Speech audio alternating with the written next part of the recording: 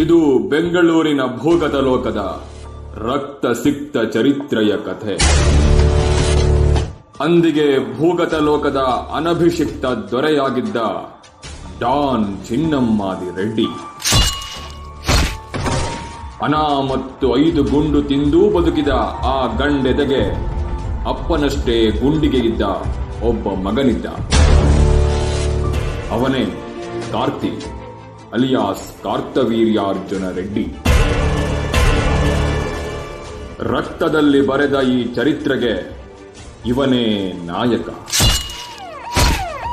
ರಕ್ತದಲ್ಲಿ ಬರೆದ ಈ ರಕ್ತ ಚರಿತ್ರೆಯನ್ನ ಶಾಯಿಯಿಂದ ಮುಂದುವರೆಸಲು ಸಾಧ್ಯ ಇಲ್ಲ. ಅದು ರಕ್ತವನ್ನೇ ಬೇಡುತ್ತದೆ. ಲಕ್ಷಾಂತರ ಪ್ರತಿ ಮಾರಾಟವಾದ ಅಕ್ಷರ ಮಾಂತ್ರಿಕ ರವಿ ಬೆಳಗೆರೆ ಅವರ ಕಾದಂಬರಿ ದಿ ಗಾಡ್ ಫಾದರ್ ಈಗ ಕೇಳಿ ಒಂದು ರೋಚಕ ಆಡಿಯೋ ಪುಸ್ತಕವಾಗಿ.